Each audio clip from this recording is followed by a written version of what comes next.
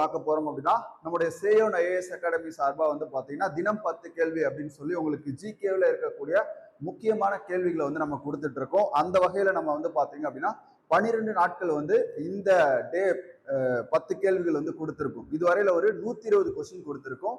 இன்னைக்கு டே 13க்கான 10 கொஸ்டின் என்னென்ன இருக்கு அப்படின்றத பார்ப்போம். ரொம்ப ரொம்ப ஒரு முக்கியமான கொஸ்டின்ஸ் தான் நம்ம பார்க்க போறோம்.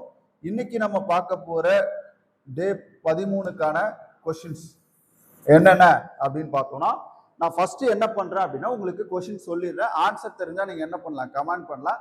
அதுக்கப்புறம் நான் டீட்டெயிலா உங்களுக்கு ஒவ்வொன்றுக்கும் ஆன்சர் அப்படின்றத சொல்றேன். முதல்ல பாருங்க, 1936 சுதந்திர தொழிலாளர் கட்சியை தொடங்கியவர் யார்? ஓகேவா? ஃபர்ஸ்ட் கொஸ்டின் தெரிஞ்ச ஆன்சர் பண்ணலாம். இந்தியாவின் பிஸ்மார்க் என்று அழைக்கப்படக்கூடியவர் யார்? அதே மாதிரி இந்த கூற்றை யார் சொன்னாங்க? சுயராஜ்யத்தில் எனக்கு என்ன பங்குண்டு என்ற கூற்றை யார் வந்து சொன்னார்? அடுத்து பாருங்க, வன பாதுகாப்பு சட்டம் எப்ப இயற்றப்பட்டது? அதுக்கப்புறம் மதராஸ் மாகாணத்தை தமிழகம் என மாற்ற கோரி உண்ணாவிரதம் இருந்து உயிர் துறந்தவர் யார்? அடுத்து, உயர் நீதிமன்றத்தினுடைய தலைமை நீதிபதியை நியமனம் செய்பவர் யார்? ஓகேவா? அடுத்து 7வது, 3 அடுக்கு பஞ்சாயத்து ராஜ் முறையை அறிமுகம் அதாவது பரிந்துரைத்த குழு எது அப்படின்னு கேட்பாங்க. நிதி ஆயோக்குடைய முதல் துணைத் தலைவர் யார்? அடுத்து பாருங்க, 2வது ஐந்தாண்டு திட்டம் எந்த மாதிரியை அடிப்படையாக கொண்டது? 10வது, ஹராப்பாவுக்கு முதலாக 1826 வந்தவங்க யார்? ஓகேவா? இந்த 10 கொஸ்டினுக்கும் உங்களுக்கு தெரிஞ்சதுன்னா ஆன்சர் பண்ணுங்க. நாம இப்ப டீட்டெயிலா பார்க்கலாம். நம்ம இப்போ டீட்டெயிலா என்ன பண்ணலாம்னா ஒவ்வொரு கொஸ்டினுக்கான ஆன்சர்ஸ் வந்து பார்க்கலாம். ஓகே, பாருங்க.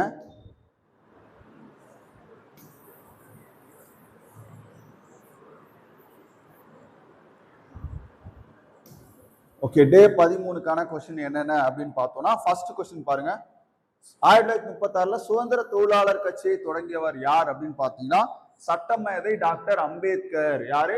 சட்டமேதை டாக்டர் அம்பேத்கர் தொடங்கியிருப்பாரு. சரி, இதே பேர்ல இன்னொரு கட்சி வரும். சுதந்திரா கட்சியை யார் தொடங்கினா? சுதந்திரா கட்சியை யார் தொடங்கினா அப்படின்னு கேட்பாங்க. சுதந்திரா கட்சியை தொடங்கியவர் வந்து பாத்தீங்கன்னா ராஜாஜி. சுதந்திரா கட்சியை தொடங்கியவர் யாரு? ராஜாஜி. அப்ப சுதந்திர தொழிலாளர் கட்சினா அம்பேத்கர், சுதந்திரா கட்சினா ராஜாஜி. அவ்வளவுதான். இந்தியாவின் பிஸ்மார்க் அப்படின்னா இரும்பு மனிதர். யாரு? உங்களுக்கு எல்லாம் தெரியும். உள்துறை அமைச்சராக இருந்து நாட்டை ஒருங்கிணைத்த ஒரு மிகப்பெரிய போராளி நம்ம சர்தார் வல்லபாய் பட்டேல். சர்தார்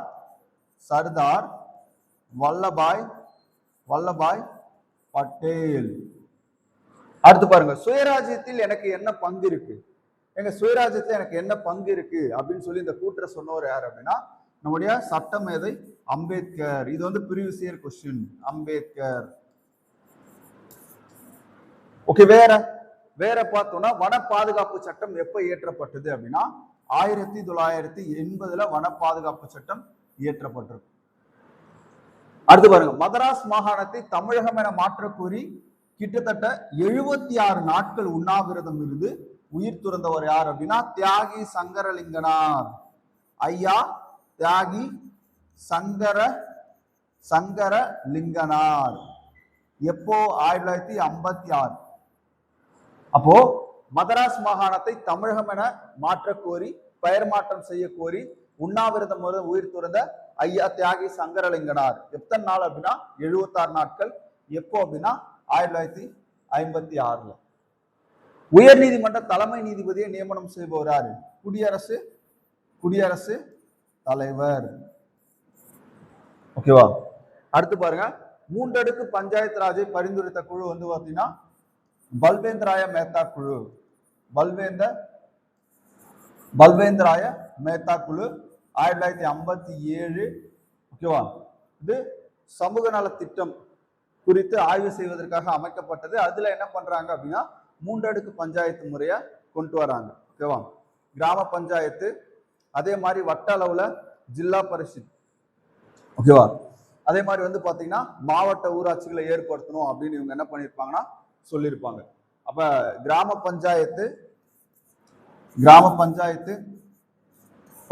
சமிதி, அடுத்தது ஜில்லா பரிஷத், மாவட்ட அளவுல ஜில்லா பரிஷத், கிராம அளவுல கிராம பஞ்சாயத்து, வட்ட அளவுல பஞ்சாயத்து சமிதி. ஓகேவா? 3 அடுக்கு பஞ்சாயத்து முறை யார் பரிந்துரைச்சா அப்படின்னு கேட்டா நம்ம பல்வேந்திராய மேத்தா. நிதி ஆயோக்குடைய முதல் துணைத் தலைவர், ஓகேவா, 2015 ஏற்படுத்தப்பட்ட போது அதனுடைய முதல் துணைத் தலைவர் யாருன்னா அரவிந்த் பனகாரியா. இந்த அரவிந்த் பனகாரியா இப்ப என்ன பண்றாரு அப்படின்னா 16வது நிதி ஆணையத்தினுடைய தலைவரா இருக்காரு. 16வது நிதி ஆணையத்தினுடைய தலைவர் யார் அப்படின்னு பாத்தீங்கன்னா அரவிந்த் பனகாரியா. 2வது ஐந்தாண்டு திட்டம் எந்த மாதிரியை அடிப்படையாக கொண்டது? 1956 டு 61 காலகட்டம். ஓகேவா? மகளநாபிஸ் மாடலை அடிப்படையாக கொண்டது. தொழில்துறைக்கு முக்கியத்துவம் கொடுத்திருப்பாங்க. எதுக்கு முக்கியத்துவம் கொடுத்திருப்பாங்க அப்படின்னா தொழில்துறைக்கு முக்கியத்துவம் கொடுக்கப்பட்டிருக்கும். அடுத்தது ஹராப்பாவுக்கு முதல்ல 1826 போனவர் வந்து சார்லஸ் மேசன் வந்து போயிருப்பார். ஓகேவா? அந்த இடிபாடுகளை பத்தி அவர் என்ன பண்ணியிருப்பார்னா பதிவு செஞ்சிருப்பார். இவர் ஒரு படை வீரர். ஓகேவா? அப்போ அங்க இருந்த அந்த இடிபாடுகளை பத்தி பதிவு செஞ்சிருப்பார். எப்போ அப்படின்னா 1826.